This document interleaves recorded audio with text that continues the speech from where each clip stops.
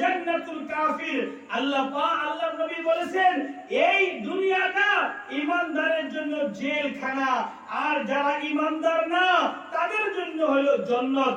ভাইও মুহতারাম বুজুর্গ, মুহাদ্দিসিনে কেরাম ব্যাখ্যা করে বলেছেন যে এই দুনিয়াকে আল্লাহর নবী ঈমানদারের জন্য জেলখানা কেন বলেছেন।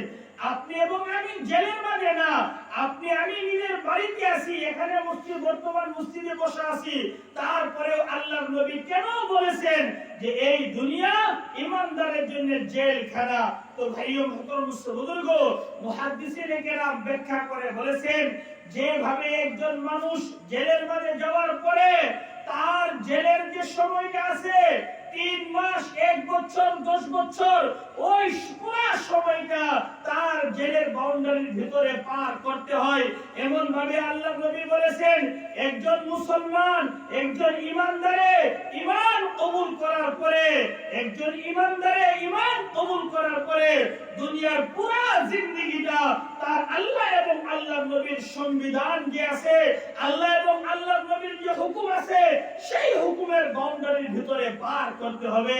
ভাইও মুহতারাম বুজুর্গ, এমন ভাবে কিছুগুলা মুহাদ্দিসিনে কেরাম বলেছেন যেভাবে একজন মানুষ জেলের মাঝে যাওয়ার পরে সে এই কথা ভাবে না আমি বহুত আরামের জায়গা পেয়েছি, এখানে খাই আর ঘুমাই, বরঞ্চ তার বিছানায় গেলে ঘুরে ধরে না, খাবার গেলে তার ভাত পেটে যায় না, মুখে উঠে না, 24 ঘন্টা তার চিন্তা থাকে আমি কিভাবে কোন সময় আমি এই জেলের থেকে বাইর হব, আমি বাড়িতে যাব।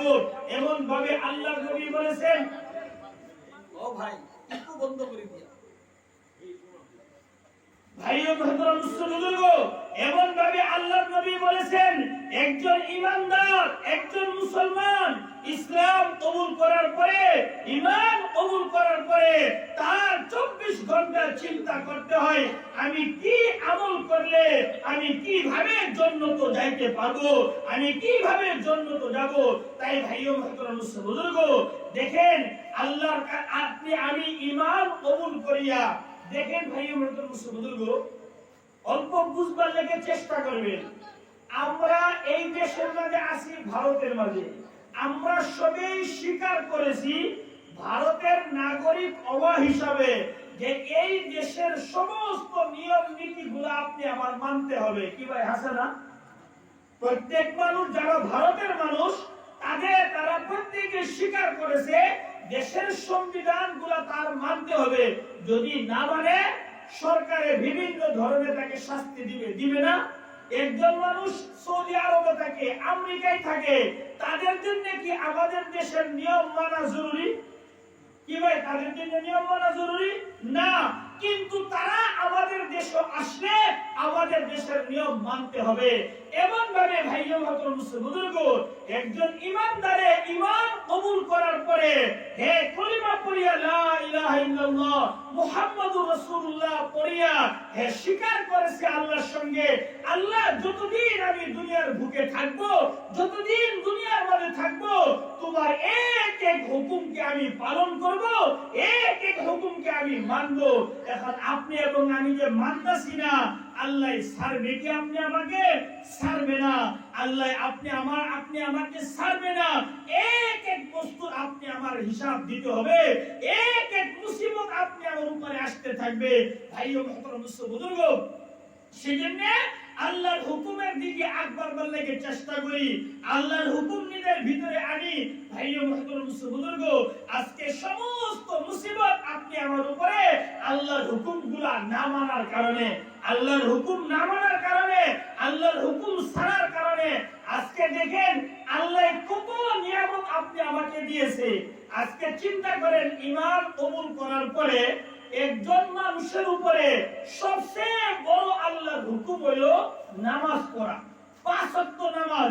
ভাইও মুহতারাম বুজুর্গ, এখন চিন্তা করেন মানুষকে জিজ্ঞাসা করলে যে ভাই নামাজ পড়ো না কেন, আপনি আমার অঞ্চলে মানুষের উত্তর কি দেখুন তো? কি ভাই কি কয়? সময় নাই। কি করে হাসে না? সময় নাই। যে খেত যায় সকালে, এই বিকালে আই, সময় পাই না। কেউ কেউ ডিউটির মাঝে যায়, সকালে যায়, এই পাই না। কেউ আমার দোকানে আমি একলা মানুষ থয়ে যাবার লেগে মানুষ নাই, এই জন্য আমি সময় পাই না। এখন চিন্তা করেন আল্লাহ পাক আপনি আমাকে কত বড় বড় নিয়ামত দান করেছেন। ভাই ও বুজুর্গ, আপনি আমার অঞ্চলে মানুষের বাড়িতে হাজিরা কাম করে না? কি ভাই হাজিরা কাম করে না? কয় টাকা দিয়ে হাজিরা কাম করলে? 500, 1000 টাকা ধরেন, 1000 টাকা হাজিরা মানুষে কাম করে। এই সকাল থেকে বিকাল পর্যন্ত যে কাম করে, মানুষের নিজের ইচ্ছা করে না মালিকের যেভাবে করে সেভাবে করে? কি কর? মালিকের যেভাবে করে সেভাবে করে না? নিজের ইচ্ছা মতে করলে মালিককে কি করবো? রাখবো না পাঠাই দিব? পাঠাই দিব। মালিকের ইচ্ছা মতে 1000 টাকার পরিবর্তে সকাল থেকে বিকাল পর্যন্ত মালিকের যেভাবে কই সেভাবে সময় পার করে। এখন আপনি আমি চিন্তা করি আল্লাহ আপনি আমারে হাজার না লাখ না কোটি কোটি টাকার আল্লাহ পাক মালিক বানিয়েছে। আপনি এবং আমি এখন চিন্তা করি আল্লাহ কোটি টাকার মালিক কিভাবে বানাইছে। আপনি আমাকে যে আল্লাহ হাত পাও চক্ষু দিয়েছে, কোন মানুষকে যদি কেউ বলে 2টা চক্ষু বাইর করে দিয়ে দাও তোমার 100,000 কোটি টাকা দেব, কেউ রাজি হবে? কি ভাই কেউ রাজি হবে? কেউ রাজি হবে না। এখন চিন্তা করেন 1000 টাকার পরিবর্তে সকাল থেকে বিকাল পর্যন্ত মালিকের যেভাবে কই সেভাবে আপনি আমি সবাই পার করি। কামলায় কার সময় পার করে। আর যে আল্লাহ হাজার হাজার কোটি টাকার মালিক বানাইছে সেই আল্লাহর জন্য কতটুকু আপনি আমি সময় দিতাছি। আজকে আল্লাহ হাত দিয়েছে, পাও দিয়েছে, চক্ষু দেওয়ার কারণে খেতে কাম করতে পারি, দোকানদারি করতে পারি, চাকরি করতে পারি, ডিউটি করতে পারি, সবগুলা করতে পারি আর সব করবার সময় পাই। আর যে আল্লাহ এই হাত পাও চক্ষুগুলা দিয়েছে সেই আল্লাহর হুকুম নামাজ পড়লাম তার জন্য সময় পাই না, তার জন্য সময় পাই না। ভাই ও বুজুর্গ, না আল্লাহ আপনি আমাকে ঢিল দিয়েছে, আপনি আমাকে মাঝে মাঝে আল্লাহ ধাক্কা দে। আল্লাহ বলেছেন কোরআনের মাঝে যুহারাল ফাসাদু ফিল বাররি ওয়াল বাহর বিমা কাসাবাত আইদিন নাস লিযীকাহুম বা'দাল্লাযী আমিলু লাআল্লাহুম ইয়ারজিউন। আল্লাহ পাক বলেছেন এই আয়াতের মাঝে যে মানুষের গুনাহের কারণে আল্লাহ পাক মাঝে মাঝে কিছু মুসিবত মানুষকে দেয় যাতে মানুষের মুসিবত পড়িয়া ঘুরিয়া আল্লাহর দিকে আসে, আল্লাহর দিকে আসে। ভাই ও বুজুর্গ, আর না হলে আমরা যে গুনাহ করি আর যে অবস্থার মধ্যে আপনি এবং আমি আছি, আল্লাহ যদি ইচ্ছা করত আপনি আমার দুনিয়া থাকার ভাগীদার হইলাম না হইলে থাকা মুশকিল হয়ে গেল হইলে। তাই ভাই ও বুজুর্গ, আল্লাহ দিছে সময়, আল্লাহ দিছে সব কিছু।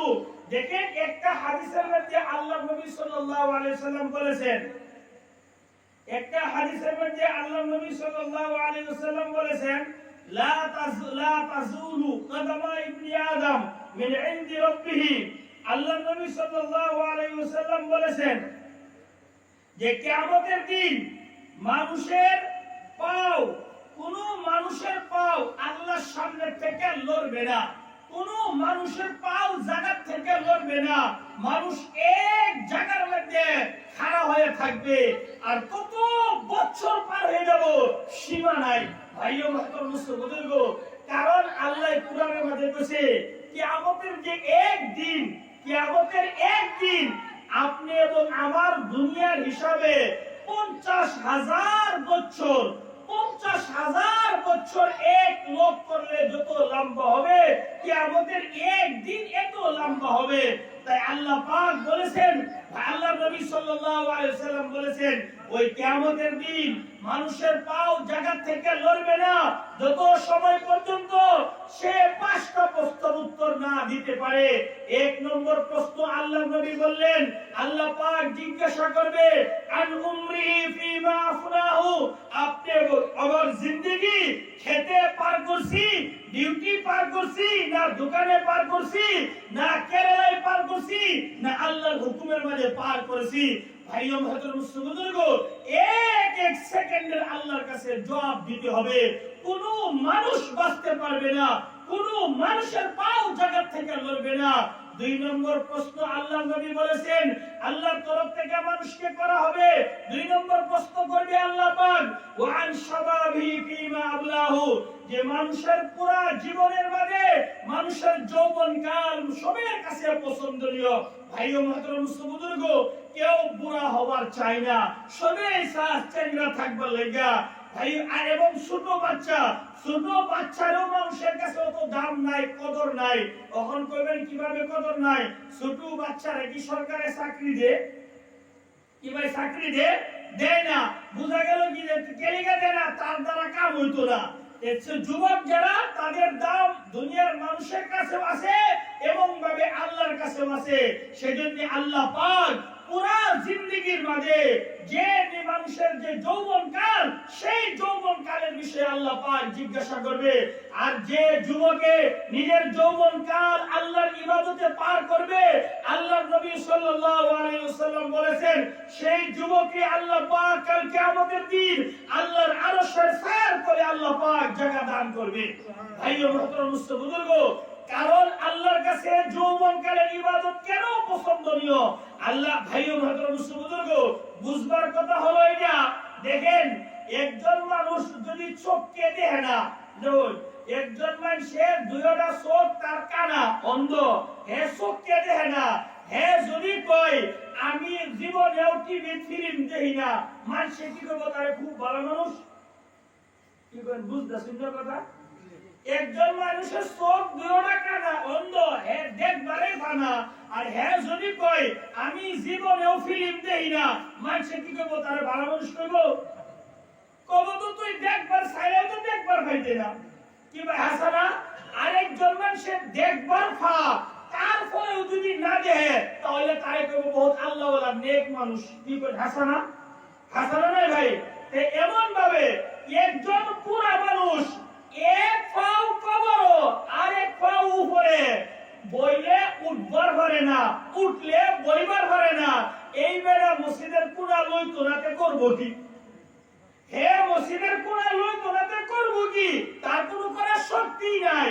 আরেক যুবক সব কিছু করতে পারে, তারপরেও সব বাদ দিয়ে যে সময় আল্লাহর সামনে আল্লাহু আকবার বলিয়া খাড়া হয়, আল্লাহ এমন পছন্দ করে, আল্লাহর নবী বলে দিয়েছেন যে যুবকে নিজের যৌবনকাল আল্লাহর ইবাদতে পার করবে, আল্লাহ পাক সেই যুবককে কাল কিয়ামতের দিন আল্লাহর আরশের ছায়ার তলে জায়গা দান করবে। সেজন্য আমার যুবক ভাইরা, নিজের জিন্দেগিকে গনিমত ভাবিয়া নিজের জীবনকে আল্লাহর হুকুম মতে আমরা পার করবার লাগে যেতে চেষ্টা করি।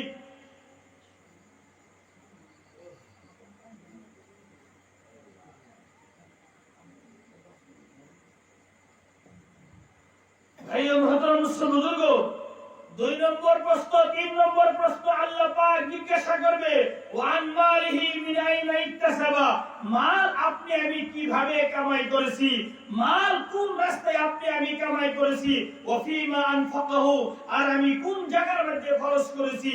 খরচ করতে গেলে ভাই ও মুহতারাম বুজুর্গ, মনে রাখবেন, শুনে নেবেন, আমি বলতেছি, মানবেন আপনার কবর আপনি যাবেন, মানবেন না আপনার কবর আপনি যাবেন, আমার কবর আমি যাব। ভাই ও মুহতারাম বুজুর্গ, আল্লাহ টাকা দিয়েছে বলিয়া, আপনার কাছে টাকা আছে বলিয়া যে জায়গায় ইচ্ছা সে জায়গার মধ্যে খরচ করবেন পারবেন না। আপনার আল্লাহ মেয়ে দিছে, ওই মেয়েকে পুরুষের লেবাস কিনিয়া দিবেন, প্যান্ট স্পোর্টিং কিনিয়া দিবেন, আল্লাহর কাছে কিয়ামতের দিন জবাব দিতে হবে।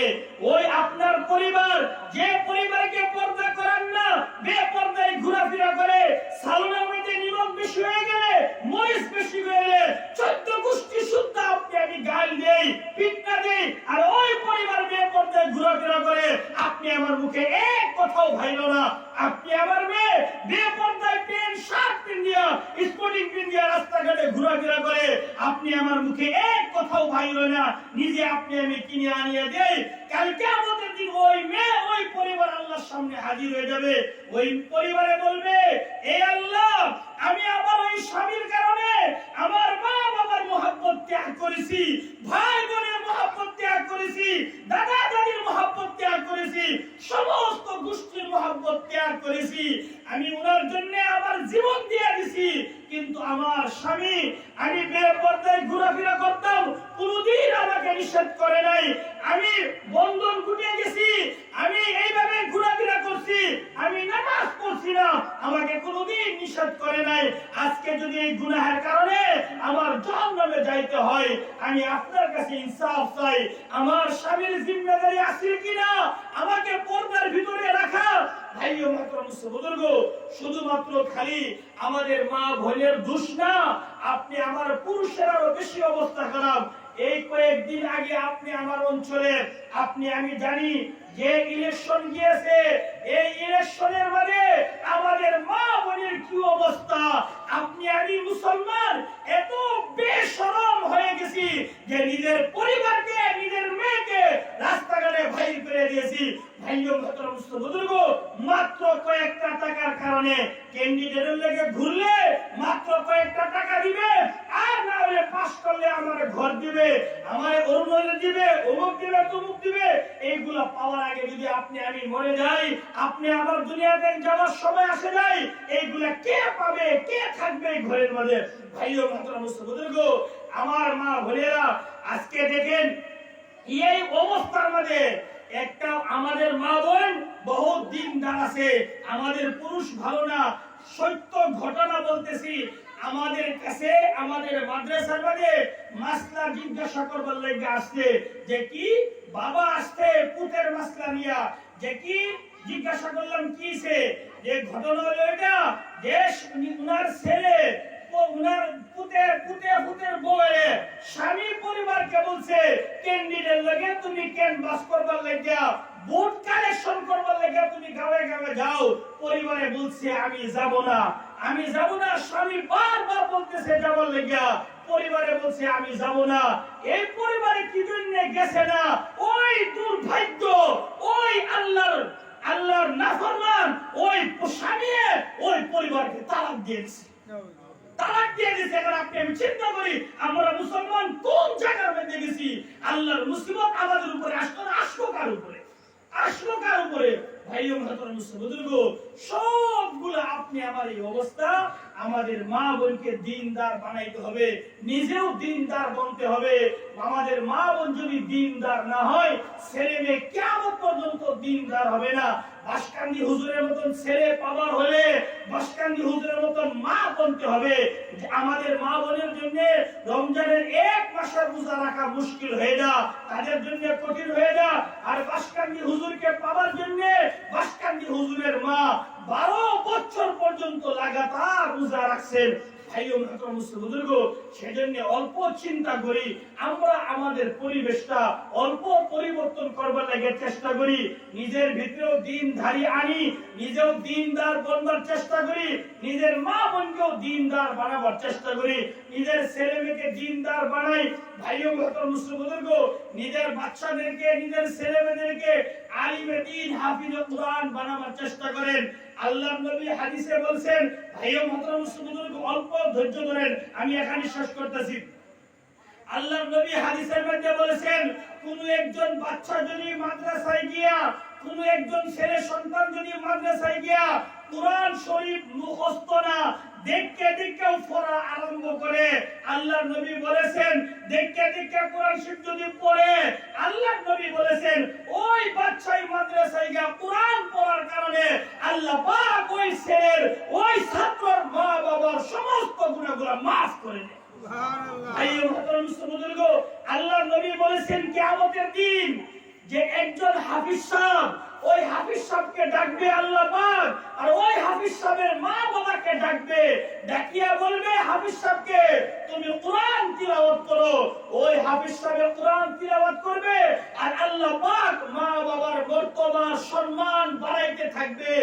ওই কিয়ামতের কোটি কোটি মানুষের সামনে ডাক্তারের বাবা, ইঞ্জিনিয়ারের বাবা, প্রফেসরের বাবা, ওই কোটি কোটি টাকার মালিক একজন সাধারণ মানুষ যারা নাকি নিজের বাচ্চাকে হাফিজে কুরআন বানাইছে, ওই মা বাবার দিকে কিয়ামতের দিন কোটি কোটি মানুষের সামনে ছায়া দেখবে আর ছায়া থাকবে, আর আফসোস করবে কাশ আমি যদি আমার বাচ্চাকে ডাক্তার না বানায়া, ইঞ্জিনিয়ার না বানায়া, আমি প্রফেসর না বানায়া আজকে যদি আমার বাচ্চাকে হাফিজ কোরআন বানাইতাম, আলিমে দ্বীন বানাইতাম, আজকে আমিও এমন সম্মানের পাত্র হইতাম, আল্লাহ পাক আমাকেও এমন সম্মান দিত। তাই ভাই ও মুসলিম বুজুর্গ, নিজের বাচ্চাদেরকে আলিমে দ্বীন হাফিজ কোরআন বানাবার চেষ্টা করবেন। একজন হাফিজ কোরআনকে আল্লাহ পাক কাল কিয়ামতের দিন নিজের খানদানের 10 জন মানুষ যাদের বিষয়ে জাহান্নামের ফয়সালা হয়ে গেছে, ও এমন 10 জন মানুষের বিষয়ে আল্লাহ বলবে, এমন 10 জন মানুষের বিষয়ে তুমি সুপারিশ করো, আর হে সুপারিশ করবে, তার সুপারিশ কবুল করে আল্লাহ পাক 10 জন মানুষকে জাহান্নাম থেকে বাইর করে জান্নাত আল্লাহ পাক প্রবেশ করায় দিবে।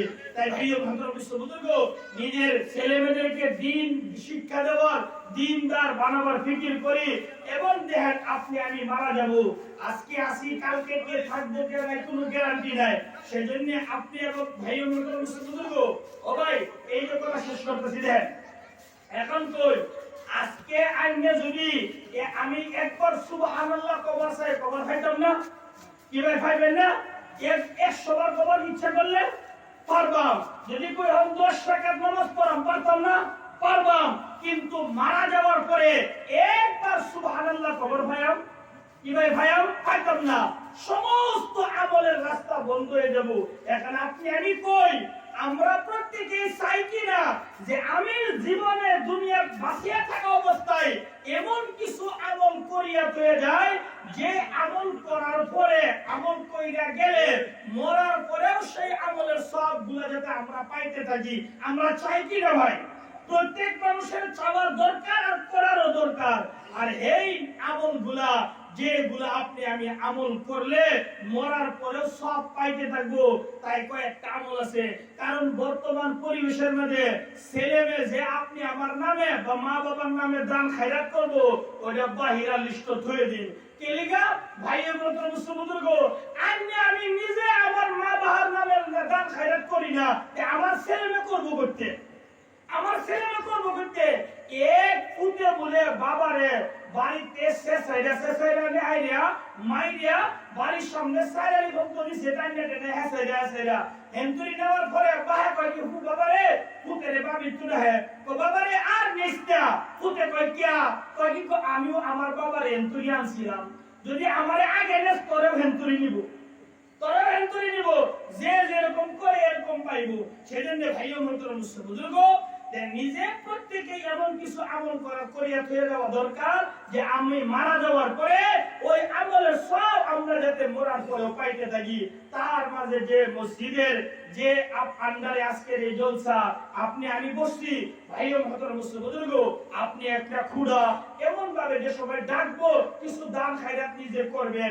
আপনি আমি মারা যাব, আপনি আমার টিম খুঁজে ফেলাই দিত না, টিম থাকবো, যতদিন মানুষ ইবাদত করবো, সমস্ত সবগুলো আল্লাহ পাক আপনি আমার আমলনামার মধ্যে দান করবো। সেজন্য যে সবাই সব জলসা শেষে হুজুরের যেগুলা মসজিদের প্রয়োজন আছে ডাকবো, বলবো, আমরা সবাই লাপাই কবা লাগে চেষ্টা করেন ইনশাআল্লাহ। আল্লাহ পাক আমরা সবাইকে আমল করার তৌফিক দান করুক, সমস্তকে মওতের আগে গিয়ে মওতের পুরা তৈরি করবার তৌফিক দান করুক, আমিন। ওমা আলাইনা ইল্লাল বালাগ।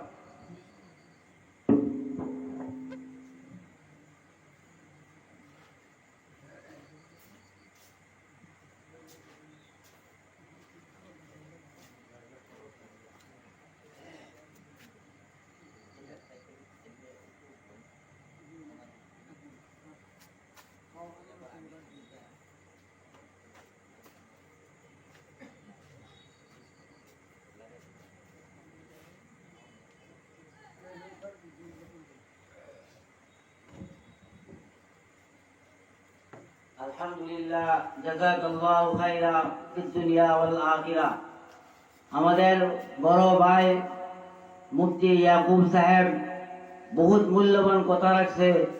প্রত্যেকটা কথা যদি আমরা আমল করি, তা নাজাতের জরিয়া হইব। আমরা সবাই ইনশাআল্লাহ যে হুকুকুল ইবাদের বিষয়ে কথা রাখছে, আজকাল জমানার মধ্যে বহুত কমই হুকুকুল ইবাদ, মানুষের হক নষ্ট করে।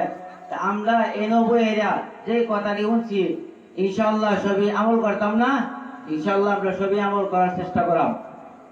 এখন আমাদের আজকাল যে জায়গার মধ্যে বসিয়া আমরা মেহফিলের আয়োজন করা হলো, সেই মসজিদের একজন আমাদের এই মহল্লার দাদা গিয়াসউদ্দিন সাহেব, তিনি এই মসজিদের মাটি দিয়েছিলেন। তিনি অসুস্থ, তিনিকে আমরা কিছুই দিতে পারবো না, তার বদলে আল্লাহ তাবারক তাআলা নিজেই দিবে। তাই আমরা ছোট একটা গামছা আরবি রুমালের দ্বারাতে তিনিকে সম্বোধন করব।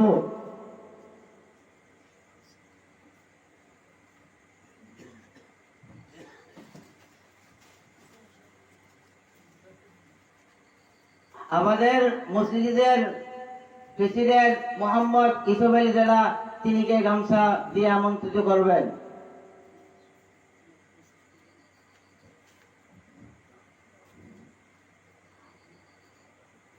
আরেকটি আরবি রুমালের দ্বারাতে মোহাম্মদ জয়নাল উদ্দিনকে আমন্ত্রিত করবেন আমাদের কাকু মোহাম্মদ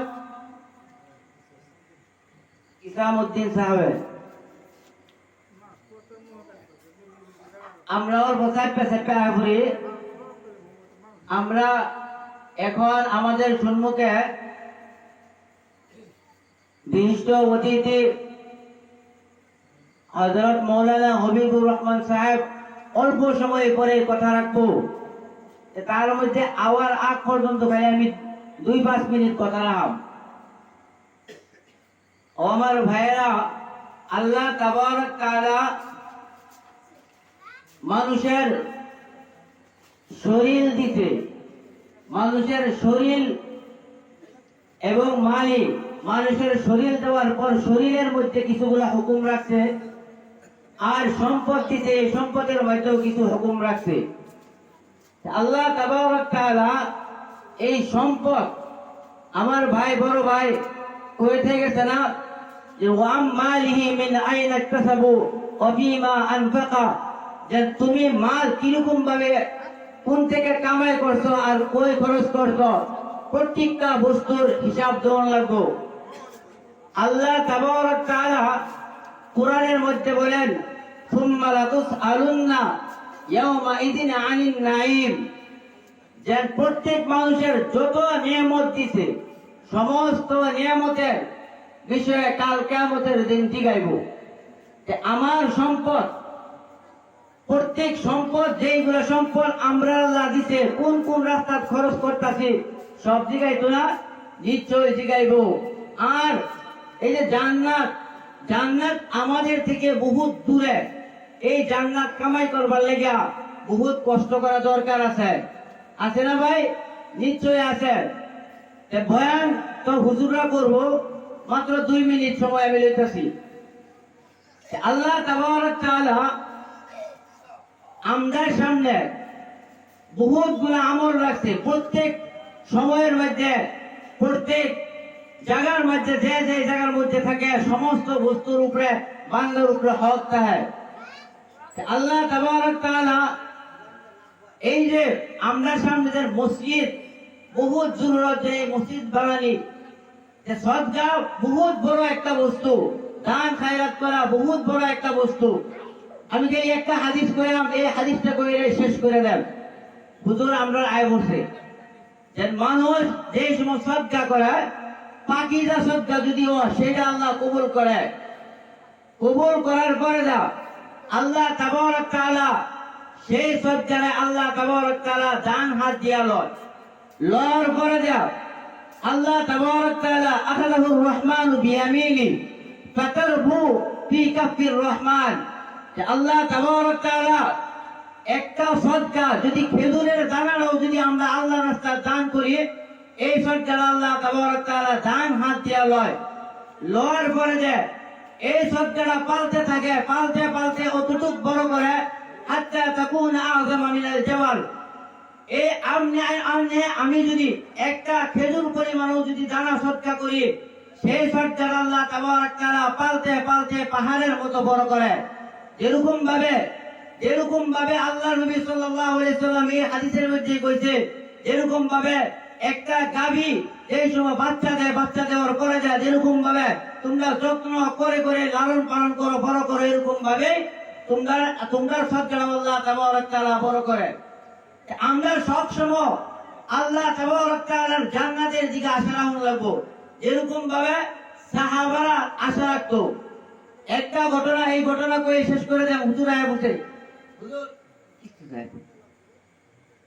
একটা আল্লাহ নবী সাল্লাল্লাহু আলাইহি ওয়াসাল্লামের হাদিস, আতা রাজুলান, একদিন আল্লাহর নবী সাল্লাল্লাহু আলাইহি ওয়াসাল্লামের কাছে একজন সাহাবা আইছে। সাহাবা আসার পরে যে কইতাছে যে অমুক ইহুদির একটা খেজুর গাছ আছে, তারা সাহাবারা কত মূল্য দিত, জান্নাতে তারা কত আগে রাখতো।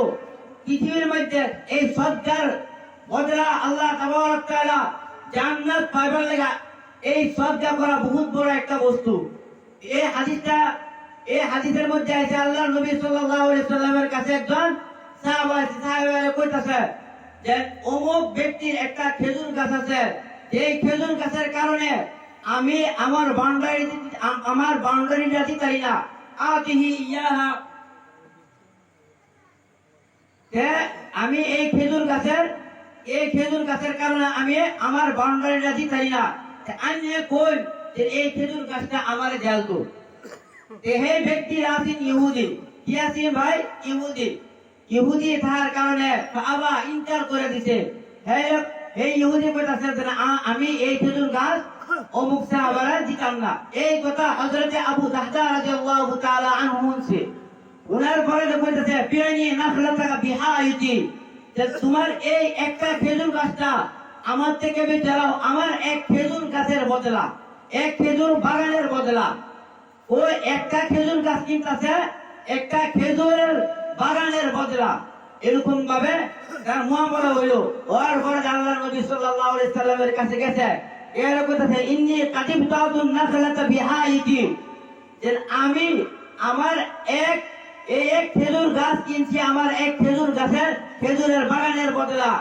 আল্লাহর নবী সাল্লাল্লাহু আলাইহি সাল্লাম কইতাছে যে ইয়া ও আবু দাহদা কাম মিন ইজকিন রাদাহিন ইয়াবিতাহদা ফিল জান্নাহ, যে এই আবু দাহদা রাদিয়াল্লাহু তাআলা আনহু একটা খেজুর গাছ কিনছে একটা খেজুর বাগানের বদলা। আল্লাহ তাবারক তাআলা এই আবু দাহদা রাদিয়াল্লাহু তাআলা আনহুর হাজার খেজুর গাছ আল্লাহ তাবারক জান্নাতি খেজুর গাছ আবু দাহদা রাদিয়াল্লাহু তাআলা আনহু লেগে রাখছে। ভাই বহুত সদকা করা দরকার আছে। আমরার মুখ্য অতিথি আমরার হুজুর হযরত মাওলানা হাবিবুর রহমান সাহেব এরা আয় বলছে আমি দাওয়াত দেন স্টেজে